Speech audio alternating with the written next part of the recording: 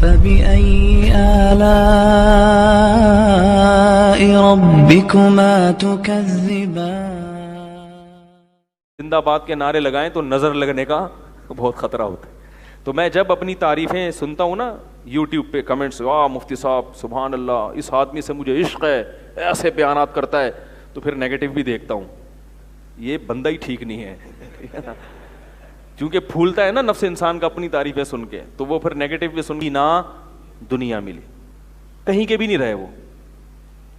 اور ہم ہر چیز کی جب تک کوئی واضح شریعت کے خلاف نہ ہو، ظاہر ہے بزرگ تھے تو شریعت کی واضح خلاف ورزی تھوڑی کرتے، وہ تو کہتے تھے کہ کوئی بات شریعت کے خلاف ہے تو مجھے بتاؤ.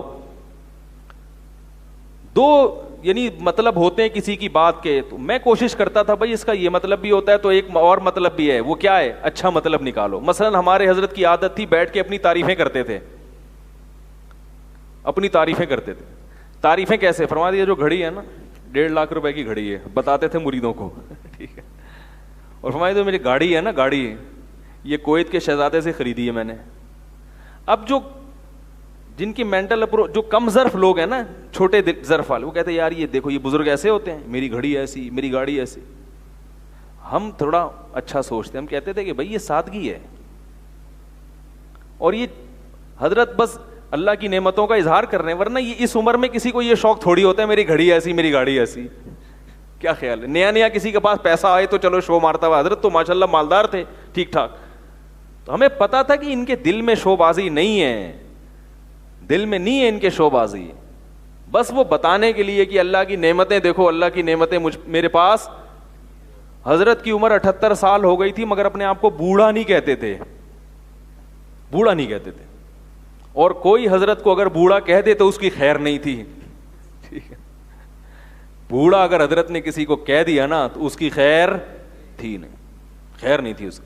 جہیز کے بہت سخت خلاف تھے. تو 78 سال کی عمر میں دوسری شادی کے لیے کسی بالکل جوان لڑکی کا پیغام آیا نکاح کا، اور وہ لڑکی حضرت پہ عاشق ہو گئی، پیچھے پڑ گئی، صبح شام فون کر کر کے مجھ سے شادی کریں. بالکل ینگ 22-23 سال کی لڑکی تھی اور بڑے اچھے خاندان کی تھی. حضرت جان چھڑا رہے تھے اس سے. تو ایک دن حضرت نے کہا کہ میں جو اس سے جان چھڑا رہا ہوں میں بوڑھا نہیں ہوں. یہ بتا دوں آپ کو، میں بوڑھا نہیں ہوں، بالکل جوان ہوں.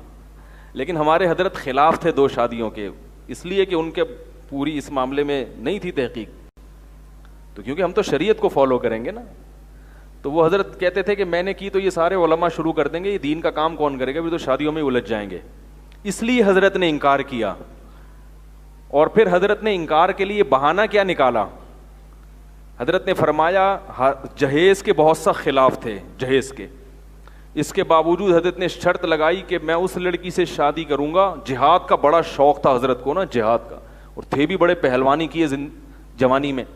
تو کہتے تھے میں اس لڑکی سے شادی کروں گا جو جہیز میں 3 ٹینک لے کر آئے، کیونکہ جہاد کا بڑا شوق تھا. 7 بمبار طیارے،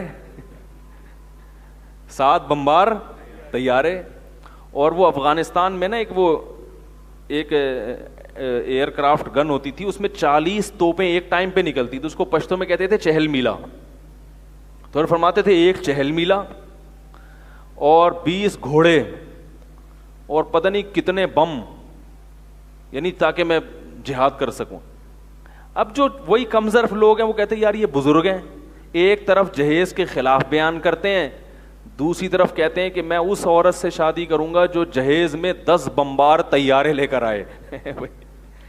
تو جو کم ظرف لوگ تھے نا وہ یہ باتیں سن کے بھاگ جاتے تھے.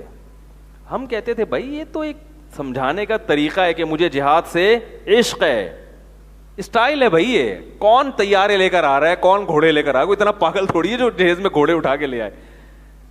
تو یہ جو کم ظرف آدمی ہے نا، جس کا ظرف چھوٹا ہے، وہ فقہا سے بھی بدگمان ہوگا، محدثین سے بھی، بزرگوں سے بھی، علماء سے بھی، وہ کسی سے نہیں، کہیں بھی نہیں چل سکتا. اور اگر آپ ظرف آپ کا وسیع ہو کہ بھائی یہ بھی ایک اسٹائل ہے، بھائی ہمارے حضرت کا اسٹائل تھا، فرماتے جس نے میرا بیان سنے نہیں تو جائے. تو جو لوگ رہ گئے اللہ نے ان کو بہت نوازا، فائدہ ہوا، کیونکہ حضرت بڑے پرہیزگار تھے. ہم حضرت کی زندگی دیکھتے تھے کہ ان سے کبھی کوئی گناہ نہیں ہوتا.